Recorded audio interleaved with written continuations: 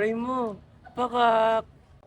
Sa larangan kung saan malimit ang insidente, kinakailangan ang sapat na kaalaman sa pagkakaroon ng ligtas na pakikipagpalakasan. Narito ang mga paraan upang mabawasan ang mga insidente at pataasin ang level ng kaligtasan. Ligtas tips number 1, mag-warm up at mag-stretch bago maglaro. Nakatutulong ito upang maiwasan ang muscle strain at biglaang pananakit ng katawan.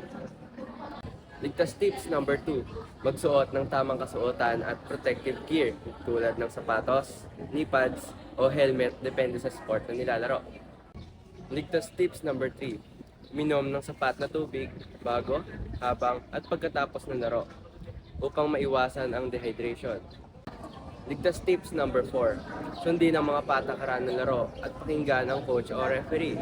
Ang disiplina ay susi sa ligtas na palaro.